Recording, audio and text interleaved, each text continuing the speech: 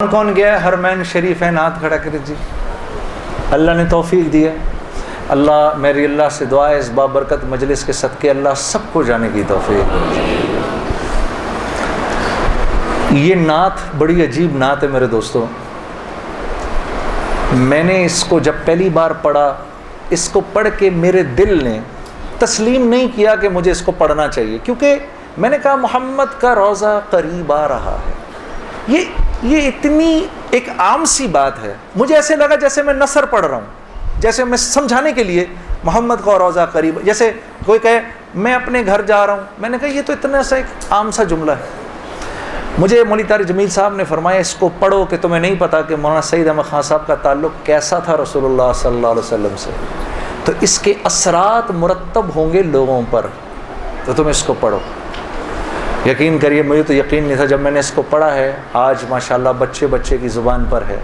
ہاں، اور ایک وقت تھا کہ یہ 1992 کی بات. بہت سارے تو آپ میں سے پیدا ہی نہیں ہوئے ہوں گے، بہت سارے اسکولوں میں ہوں گے. 92 کی بات ہے. میں بھی اس وقت اتنا بڑا نہیں تھا، چھوٹا ہی تھا. تو میں نے نیا مشہور ہوا تھا، تو میں نے دیکھا دو لڑکے آپس میں بات کر رہے ہیں، ایک دوسرے سے کہہ رہے ہیں تو اس کو پہچانتا ہے؟ کہتا ہے یہ وہی ہے پاکستان. تو میرے سے BBC نے انٹرویو کیا، اور انٹرویو کر کے کہا کہ تمہاری زندگی کا سب سے یادگار لمحہ کون سا تھا؟ تم تو پوری دنیا میں تم نے شو کیے ہیں، پتہ نہیں کدھر گئے ہو. میں نے کہا جی میں گیا تو ہوں،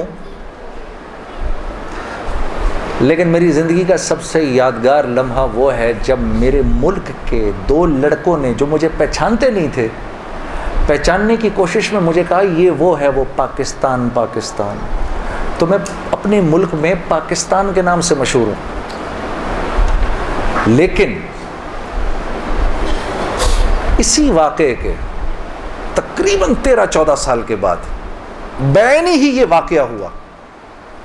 میں مدینے کی گلیوں میں پھر رہا تھا کسی کام سے، اور دو لڑکے ایک دوسرے سے پوچھ رہے تھے اس کو پہچانتے ہو؟ اس نے کہا ہاں یہ وہ ہے مدینہ. تو میں نے پیچھے مڑ کے ان کو ایسے دیکھا اور مجھے یقین نہیں آیا، نظر نہیں آئے وہ مجھے لڑکے، پتہ نہیں کدھر غائب ہو گئے.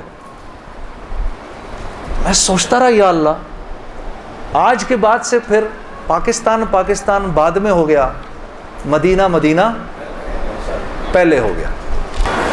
تو میرے عزیز دوستو، عزت کے خزانے محمد صلی اللہ علیہ وسلم کی نسبت سے ہیں. عزت کے خزانے محمد صلی اللہ علیہ وسلم کی نسبت سے ہیں. جو اس نسبت کے ساتھ ہے وہ عزت والا ہے، آنے والا وقت اس کو یاد رکھے گا. جو اس نسبت کے ساتھ نہیں ہے، آنے والا وقت اس کو بھلا دے گا. آپ میں سے کتنے ہیں جنہوں نے یہ دعا کی یا اللہ جس نے گاڑی بنائی اس کی مغفرت کر دے؟ آج تک ہوئی ہے دعا کسی سے؟ یا اللہ یہ جس نے جہاز بنایا اس کی مغفرت کر دے. کم از کم یہ تو دعا کر لیں آپ، جس نے یہ موبائل بنایا اس کی مغفرت کر دے.